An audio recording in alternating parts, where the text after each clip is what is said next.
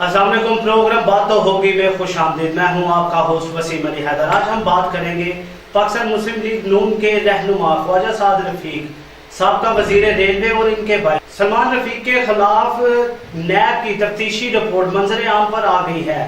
اس time programme میں ہمارے ساتھ سینئر تجزیہ کار موجود ہیں شہزاد علی شاہ. جی شہزاد بھائی، سب سے پہلے تو آپ کو خوش آمدید کہتے ہیں اور مجھے یہ بتائیں اس کے بارے میں آپ کیا کہیں گے جو رپورٹ ان کے منظر عام پر آ چکی ہے. جی وسیم، بہت شکریہ آپ نے مجھے پروگرام میں مدعو کیا. وسیم، سب سے پہلے میں آپ کو یہ بتاؤں کہ 11 دسمبر 2018 کو خواجہ سعد رفیق اور سلمان رفیق کی ضمانت خارج ہوئی تھی اور یہ دونوں بھائی وہاں پہ اریسٹ ہوئے تھے. احتساب عدالت کی رپورٹ کے مطابق ان لوگوں نے پیراگون سٹی کے حوالے سے جو بدعنوانیاں کی ہے، جو کرپشن کی ہے، وہ منہ بولتی ہوئی ہے کہ ان لوگوں نے کیسے بدعنوانی کی ہے. لیکن افسوس کی بات یہ ہے وسیم کہ یہاں پہ کوئی ماننے کے لیے تیار نہیں. سب سے بری بات یہ ہے کہ یہاں کا المیہ یہ ہے کہ کوئی بندہ ماننے کو تیار نہیں. اگر کسی بندے نے کرپشن کی ہے تو وہ مانتا نہیں.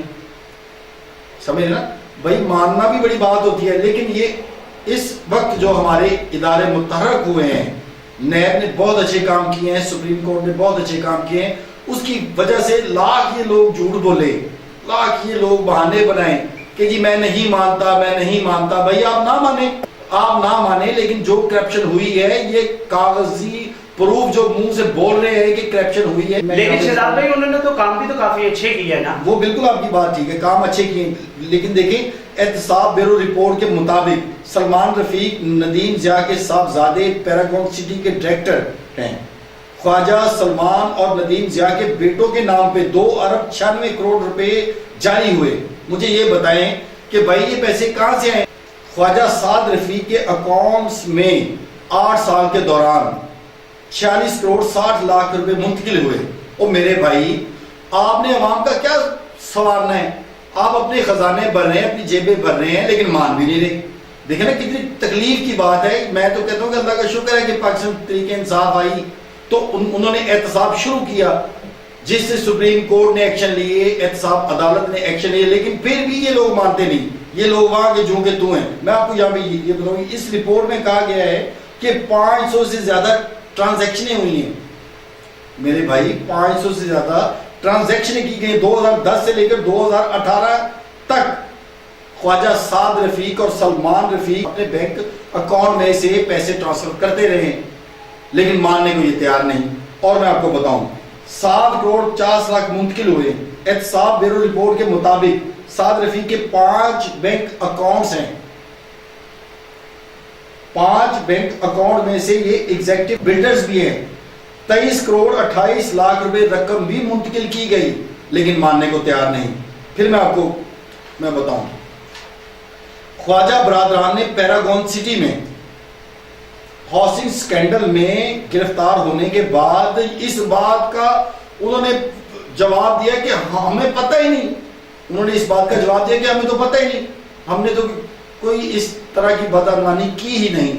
جبکہ تمام کی تمام رپورٹس ان کے خلاف ہے، ان کے انگیسٹ آ گئی ہے، ان کے اینٹی آ گئی ہے کہ یہ لوگ مجرم ثابت ہو گئے ہیں. احتساب عدالت کی رپورٹ کے مطابق یہ لوگ مجرم ثابت ہو چکے ہیں. نیب کے مطابق وفاقی وزیر ہوتے ہوئے خواجہ سعد رفیق نے جو کرپشن کی اور اپنے اختیارات کا ناجائز استعمال کیا، اس میں بھائی یہ دیکھیں نا، یہ پاکستان کو لوگ کھا رہے ہیں، بلکہ کھا گئے ہیں. تو میں کہتا ہوں کہ پاکستان تحریک انصاف آئی ہے، یہ اب ایسے کام ہو رہے ہیں کہ پاکستان کی لٹی ہوئی رقم واپس آ رہی ہے. اور انشاءاللہ اگر ایسے ہی کام ہوتے رہے، ایسے ہی احتساب ہوتے رہے تو انشاءاللہ پاکستان بہت کامیاب ہوگا. جی شہزاد بھائی، یہ بتائیے گا نیب کے مطابق خواجہ برادران نے پیراگون سٹی سے کتنے فائدے حاصل کیے ہیں؟ کتنے فائدے حاصل کیے؟ اور بھائی بے شمار فائدے. ان لوگوں نے لوٹ کے کھا لیا سارا پاکستان، سمجھ رہے لیکن مان نہیں رہے. ایک فائدہ ہو تو میں آپ کو بیان کروں. بھائی بے شمار فائدے لیے ہیں. آپ دیکھیں نا کہ اربوں روپے ٹرانزیکشن ہو رہے ہیں، جا رہے ہیں، ان کے اکاؤنٹس میں جا رہے ہیں. وہ بھائی یہ فائدے ہی ہیں نا. اور میں آپ کو یہ یہاں پہ واضح کروں کہ 40 کنال اراضی اب بھی ان کے پاس موجود تھی. پیراگون سٹی کو سونے کی چڑیا بولا جاتا ہے. بالکل بالکل. یہ ایسے ہی ہے. تو کیا آپ کو لگتا ہے خواجہ برادران یہ سونے کی چڑیا اپنے پنجرے میں انہوں نے قید کر نہیں قید کی تھی لیکن اب قید سے باہر آ گئی ہے. احتساب بیرو نے قید سے سونے کی جو تھی نا چڑیا وہ باہر لے آئے ہیں. وزیر اعظم پاکستان عمران خان کو میں سلوٹ پیش کرتا ہوں. انہوں نے ایسا لائے عمل تیار کیا ہے کہ جس پہ یہ لوگ بھاگ نہیں سکتے. یہ لوگ جو مرضی کر لیں لیکن یہ چنگل میں پھنس گئے ہیں کیونکہ انہوں نے کرپشن کی ہے, انہوں نے بدعنوانیاں کی ہیں, انہوں نے پی ٹی آئی کے حوالے سے بات کر لیتے ہیں. میں پہلے بھی اپنے پروگرام میں کہہ چکا ہوں, پھر میں ایک مرتبہ پھر کہہ رہا ہوں. مجھے یہ بتائیں, آپ 2 مرتبہ آپ نے ذکر کیا پی ٹی آئی کے حوالے سے عمران خان کے. مجھے یہ بتائیں, چلے یہ تو ایک چوری ثابت ہوگی, یہ چور نکل آئے. اب یہ جو پی ٹی آئی جس وے پہ چل رہی ہے کہ مہنگائی غریب آدمی پستا ہی جا رہا ہے, آہستہ آہستہ ہوگا. آہستہ کیسے ہوگا بھائی, یہ سلو ہوگا. یہ دیکھیں میری بات سنیں, سلو اسٹڈی ون دا ریس. یہ بھائی یہ 40-50 سال سے ملک کی جڑیں کھوکھلی ہو گئی ہیں. اقتدار میں آنے کے بعد انہوں نے غریب عوام کو ریلیف دینے کی بجائے اور ان کو پھنسا دیا, دبا دیا. وسیم بھائی 2-4 ماہ میں یہ ٹھیک نہیں ہوگا. یہ نظام 2-4 ماہ میں ٹھیک نہیں ہونے والا. اس میں تھوڑا سا ٹائم جو نا درکار ہے, تھوڑا سا ٹائم لگے گا. جب ٹائم لگے گا ملک اپنی اصل حالت میں آئے گا, اپنے پاؤں پہ کھڑا ہوگا, تو بھائی پھر یہ مسائل حل ہوں گے نا. ابھی تو یہ 2-4-5 ماہ کی بات ہے.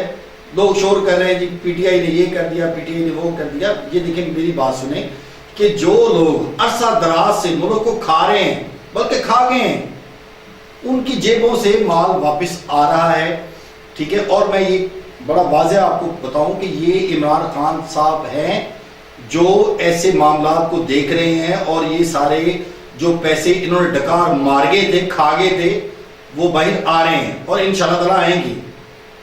بھائی عمران خان میری بات سنیں, عمران خان ریلیف کو تو ریلیف نہیں دے رہا, وہ تو ان کے پیچھے پڑے ہوئے ہیں نا.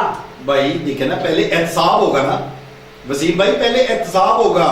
اور میرے بھائی آپ میری بات فالو کریں, پہلے احتساب ہوگا. جب احتساب کمپلیٹ ہو جائے گا, یہ بڑے بڑے مگرمچھ جو بیٹھے ہیں, چلے احتساب ہو جائے گا, غریب عوام کہاں جائے, ان کا کیا ہوگا؟ غریب عوام تھوڑی صبر سے کام لے, تحمل سے کام لے, تھوڑا سا صبر ہی تو کرتے آ رہے ہیں 70-75 سال سے. پاکستانی عوام صبر ہی تو کر رہی ہے, صبر ہی تو سیکھ لیا پاکستانی عوام. بات ٹھیک ہے, لیکن یہ دیکھیں کہ جہاں پہ اتنا صبر کیا ہے وہاں پہ یہ تھا. میں آپ کو بتاؤں نون لیگ کی حکومت میں, پیپلز پارٹی کی حکومت میں ہوتا کیا تھا, میں آپ کو بتاؤں. بڑی واضح سی بات ہے, آپ میری بات سے اتفاق بھی آپ کریں گے. ہوتا یہ تھا کہ باہر سے لون لیے, قرضے لیے, کچھ کھا گئے, کچھ لگا دیے. سمجھ لیں, جب کچھ کھائیں گے تو کچھ لگائیں گے, تو بھائی ملک کا حال کیا ہوگا مجھے بتائیں. لیکن یہ تو وہ بھائی بیڑیے ہیں کہ جو سارے کھا گئے ہیں. اچھا, سارا کھا گئے ہیں. عوام کا تجزیہ یہ بھی ہے کہ چلے وہ پہلی حکومتیں, عوام کہتی ہے پہلی حکومتیں کچھ لگاتی تھی, انہوں نے کچھ لگایا اور بڑھن بھی ڈال دیا. تھوڑا سا ٹائم, یہ دیکھیں نا جلس کی کوئی پارٹی نہیں ہوتی, ٹھیک ہے نا.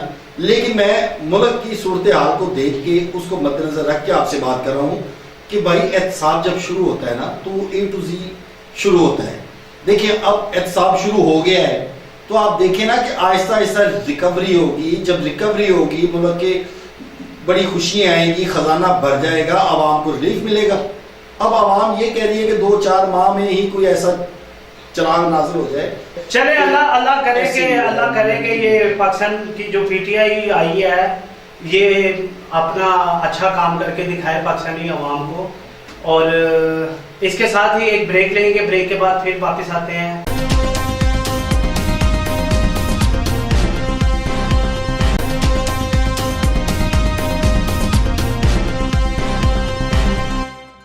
ویلکم بیک ناظرین, پروگرام بات تو ہوگی میں.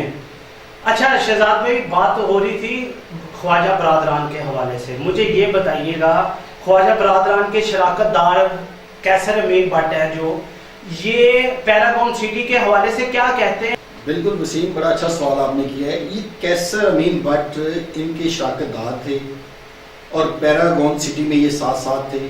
اب جب احتساب عدالت نے شکنجہ تیار کیا, یہ پکڑ دکڑ کا سلسلہ جاری ہو گیا, تو بھائی انہوں نے بڑا واضح الفاظ میں انہوں نے بیان دیا ہے احتساب کو. انہوں نے یہ کہا ہے کہ پیراگون سوسائٹی کے کمرشل پلاٹوں کی مد میں 14 ارب روپے کمائے گئے. ٹھیک ہے, جو سال 2003 میں پیراگون سٹی کے ٹی ایم او کو دینے کے بجائے خواجہ سعد رفیق نے اس کو دبا کر یہ کام فری ہی اپنا جو کروا دیا.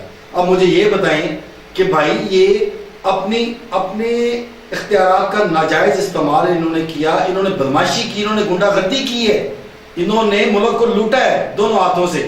یہ جو لوگ ملک کو بیچ رہے تھے یا کھود کھود کے کھا رہے تھے, ان کے خلاف احتساب ہونا چاہیے, کڑی سے کڑی سزا ہونی چاہیے. میں کہتا ہوں ان کو ایسی سزا ملنی چاہیے کہ آنے والی اگلی 7 جو نسلیں ہیں وہ بھی کبھی کرپشن کا نام نہ لیں, پھر اس ملک کی جڑوں سے کرپشن اللہ کرے ایسا ہو جائے, لیکن مجھے نہیں ایسا کوئی نظر آ رہا. اللہ کرے گا انشاءاللہ, ایسی کوئی سزا ملے گی, ان کو سزا ملے گی تو کوئی اور گروہ اٹھائے گا پاکستان کا. آپ کو پتہ آدمی ہے یہ بن چکا ہے. بالکل آپ نے صحیح کہا, لیکن یہ دیکھیں نا کہ جب بھائی احتساب شروع ہوتا ہے نیچے سے اوپر تک, جب احتساب ہوگا تو کرپشن نام کی چیز پاکستان میں شہزادی اصل میں احتساب جتنا بھی ہے یہ نیچے والوں کے لیے ہی ہے.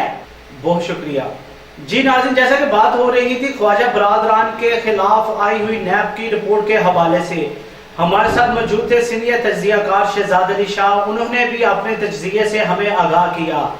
اسی کے ساتھ مجھے اجازت دیجیے, پھر ملیں گے کسی اور نئے ایشو کے ساتھ. تب تک کے لیے اللہ نگہبان.